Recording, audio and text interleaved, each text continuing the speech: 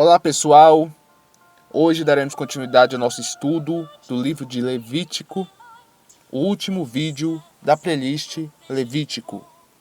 Trataremos agora dos capítulos 23 até o 27. No capítulo 23, Deus explica como os israelitas deveriam comemorar as suas festas. Deus estabeleceu 7 festas que não eram apenas festas para se alegrarem, mas também, no meio dessas festas, eles adorariam ao Senhor. Eram festas, mas ao mesmo tempo eram momentos cerimoniais. E no capítulo 23 é narrado como deveriam acontecer tais festas. E as 7 festas eram a Páscoa, a festa dos pães asmos, a festa das primícias, a festa de Pentecostes, a festa das trombetas, o dia da expiação e a festa dos tabernáculos. No capítulo 24, Deus dá algumas ordenanças sobre o funcionamento do tabernáculo. Como já vimos em outros capítulos, já na outra parte do capítulo 24, Deus diz que quem matar alguém certamente morreria, mas quem matar um animal o restituiria por outro animal. No caso, se matasse algum animal da criação de outra pessoa, você deveria restituir por outro animal. E também é dito aqui no capítulo 24 que quem blasfemasse o nome de Deus deveria ser morto. Vale ressaltar que Deus escolheu aquele povo, aquela nação, para ser seu. Ele escolheu aquele povo para ser seu. Depois de tudo que ele fez com os egípcios para livrá-los da escravidão, todos os milagres, ele agora exigia devoção única. E aquele que blasfemasse o nome de Deus e negasse a existência de Deus naquela época, na cultura judaica, como conhecemos hoje, seria morto. Atualmente, isso não acontece mais por conta de motivos políticos, principalmente. Mas tenha certeza de que ainda hoje há certa violência na nação de Israel. Se você blasfemar o nome de Deus em público, as pessoas não irão te matar. Porém, podem te machucar sim. Assisti a um vídeo em que um grupo de cristãos estavam pregando Jesus, pregando a palavra lá em Israel. E conforme eles pregavam a palavra, as crianças jogavam pedras e tentavam expulsar as pessoas, os cristãos, enquanto os adultos não faziam nada para impedir aquela agressão. No capítulo 25, Deus diz que por 6 anos poderia se plantar em sua terra. Porém, no 7º ano, o proprietário daquela terra não plantaria nenhum alimento e não colheria nenhum alimento que a terra produzisse por si própria, por si só. Mas, se a terra produzisse por si só algum alimento, os pobres daquela região deveriam colher, mas não o proprietário. Existem 2 lições aqui. A primeira é que o motivo pelo qual não deveriam plantar e nem colher naquela terra, no 7º ano, era para que a terra descansasse. No mundo moderno em que estamos, e as pessoas estão sempre buscando pela produtividade e por mais e mais lucro, estão sempre forçando a terra a produzir, sem dar à terra um descanso. O mesmo acontece com animais, o leite da vaca, ou até mesmo os porcos, que são alimentados, entre aspas, falando de maneira irregular, para que cresçam mais rápido. E a segunda lição era para compartilhar com o necessitado daquilo que Deus havia te dado. E também aqui, nesse capítulo 25, explica a questão do ano do jubileu. O que seria o ano do jubileu? Acontecia a cada 50 anos. Se alguém tivesse uma dívida com outra pessoa, a pessoa perdoaria tal dívida. Naquela época também era comum se ter escravos, seja por conta de pessoas que eram muito pobres e se vendiam, ou por conta de escravos de guerras. Quando havia uma guerra, a nação que perdesse se tornava escrava. A cada 50 anos, tal pessoa era libertada. Por exemplo, não significa que, a partir do momento que alguém se tornou escravo do outro, se conta 50 anos. Não era isso. Esse ano era começado, todo Israel seguia esse ano, e se você comprasse um escravo no 49º ano, no ano seguinte, tal escravo seria liberto. E se você contraísse uma dívida, faltando apenas um ano para o tão chamado ano do jubileu, tal pessoa deveria perdoar a dívida. Outro detalhe é que, como eu já disse anteriormente, no 7º ano não se poderia plantar. E como sobreviveriam as pessoas daquela época? Deus explica que no 6º ano ele faria com que a terra produzisse 3 vezes mais, para que no 7º ano ninguém plantasse nada. E de 7 em 7 anos ninguém poderia plantar nada. E de 50 em 50 anos todas as dívidas deveriam ser perdoadas. E no mais, Deus menciona a questão de propriedades de terra, dentre outros assuntos, também relacionado ao ano do jubileu. Já no capítulo 26, Deus menciona todas as bênçãos que ele concederia a todos aqueles que o obedecessem, e também o que aconteceria com os desobedientes, quais seriam os castigos.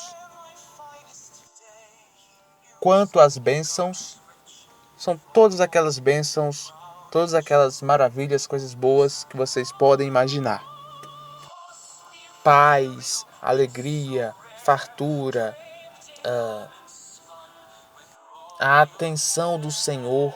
Sempre que a pessoa orasse, Deus estaria atento àquela oração.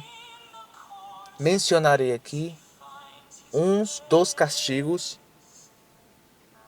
que Deus disse que aconteceria, que enviaria ao povo se o povo o desobedecesse.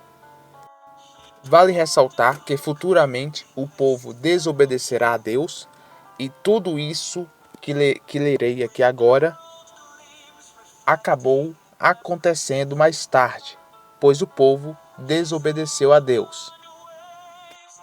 No entanto, se vocês não me escutarem, nem cumprirem todos esses mandamentos, e se rejeitarem os meus decretos, e se vocês abominarem as minhas decisões judiciais, de modo a não cumprir todos os meus mandamentos e violarem meu pacto, eu lhes farei o seguinte: como punição, trarei sobre vocês aflição, tuberculose e febre ardente, fazendo seus olhos falhar e a sua vida desfinhar.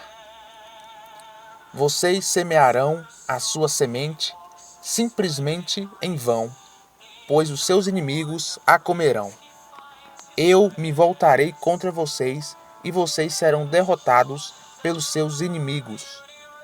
Os que os odeiam os oprimirão, e vocês fugirão, mesmo quando ninguém os estiver perseguindo. Se ainda assim vocês não me escutarem, terei de castigá-los 7 vezes mais pelos seus pecados. Quebrarei o seu orgulho obstinado e farei com que os seus céus sejam como ferro e a sua terra como cobre. Vocês gastarão as suas forças em vão, visto que a sua terra não dará produção e as árvores da terra não produzirão frutos. Mas, se persistirem em andar em oposição a mim e em se recusar a me escutar, terei de golpeá-los 7 vezes mais, segundo os seus pecados. Vou enviar contra vocês os animais selvagens, e eles os deixarão sem filhos, acabarão com os seus animais domésticos, e reduzirão a população de vocês, e suas estradas ficarão desertas. Se apesar dessas coisas vocês não aceitarem a minha correção e insistirem em andar em oposição a mim, então eu também andarei em oposição a vocês, e eu mesmo os golpearei 7 vezes pelos seus pecados. Trarei sobre vocês uma espada que fará vingança por terem violado o pacto. Se vocês se refugiarem nas suas cidades, enviarei doenças entre vocês, e vocês serão entregues nas mãos de um inimigo. Quando eu destruir o seu suprimento de pão, 10 mulheres assarão o pão de vocês num único forno, e racionarão, ou seja, dividirão, o pão por peso, e vocês comerão, mas não ficarão satisfeitos. Se apesar disso vocês não me escutarem e insistirem em andar em oposição a mim, intensificarei a minha oposição a vocês, e eu mesmo terei de castigá-los 7 vezes pelos seus pecados. Então vocês terão de comer a carne dos seus filhos e comerão a carne das suas filhas. Uma ressalva aqui é que, de fato, futuramente, a fome em Israel será tanta que os seus pais cozinharão os seus próprios filhos para comer. Destruirei os seus altos sagrados. Aqui faz referência às igrejas destinadas à adoração de outros deuses, no caso demônios.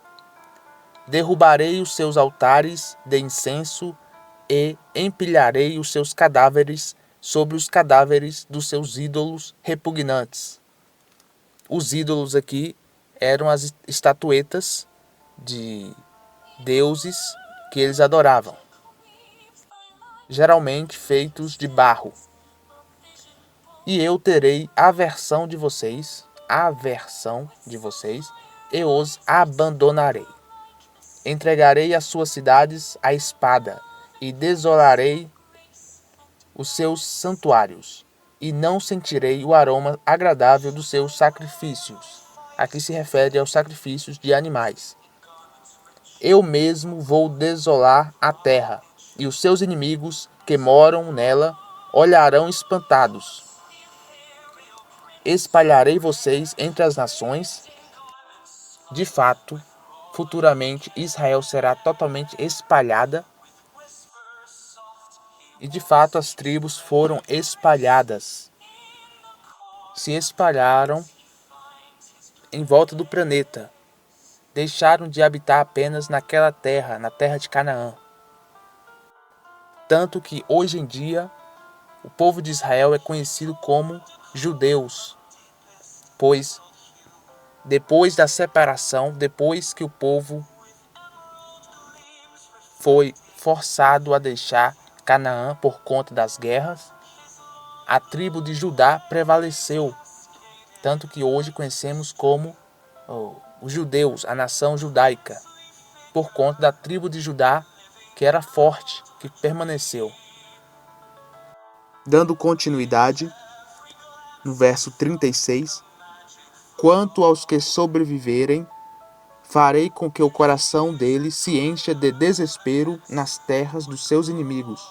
O ruído de uma folha, sendo levada pelo vento, os fará fugir, e eles fugirão como se foge diante da espada, e cairão sem que ninguém os persiga. Eles tropeçarão uns nos outros como os que fogem da espada, mesmo que ninguém os esteja perseguindo. Vocês não poderão resistir aos seus inimigos. Vocês morrerão entre as nações, e a terra dos seus inimigos os consumirá. Aqueles de vocês que restarem serão abandonados para apodrecer nas terras dos seus inimigos, por causa do seu erro. Sim, apodrecerão por causa dos erros dos seus pais.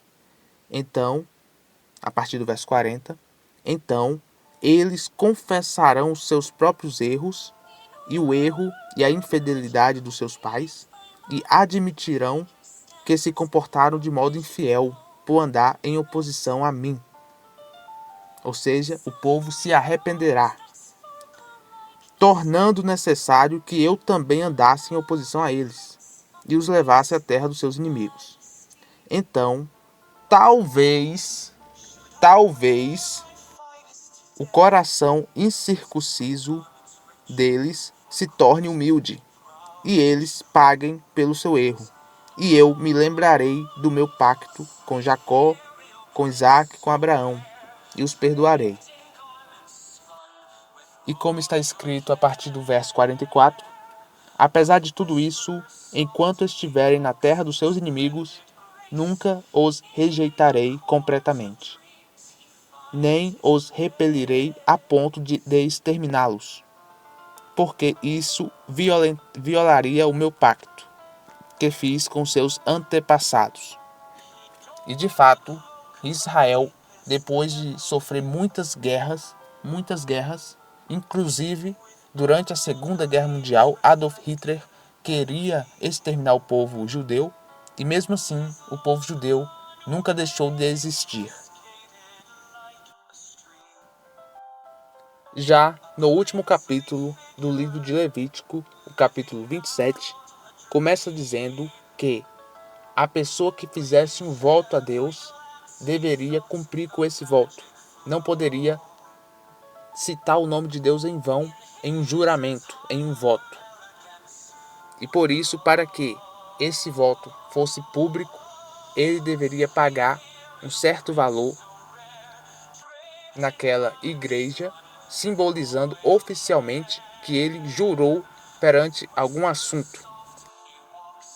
Outra coisa interessante: e se alguém santificasse a sua casa para Deus, desse a casa ou vendesse a casa para o serviço do tabernáculo, para o serviço dos sacerdotes, e a pessoa se arrependesse e quisesse a casa de volta, deveria acrescentar 20% no valor do imóvel para poder ter a casa de resgate, após ter vendido aquela casa. E também menciona a questão de um terreno dado à igreja. Agora, a segunda parte do capítulo fala sobre os dízimos. É dito que 10% da produção do campo seria para a obra de Deus, seria para os sacerdotes. Porém, se porventura a pessoa necessitasse daquele dinheiro, que o alimento de qualquer forma era dinheiro, a pessoa necessitasse daquele dinheiro, a igreja devolveria aquele valor e depois a pessoa pagaria a igreja novamente, acrescentando 20% a mais. Ou seja, a pessoa devolveria 30%. A pessoa deu aquele valor, os 10%, para a igreja, para ajudar os pobres e os sacerdotes, e depois, por algum motivo, ela precisou daquele valor de volta. Então, a igreja devolveu aquele valor, e depois, quando ela fosse pagar, deveria pagar 30%. E aqui, pessoal, concluímos mais um livro da Bíblia de maneira simplificada. E espero encontrar vocês novamente em mais um estudo, agora no próximo livro da Bíblia, no livro de Números. Até lá!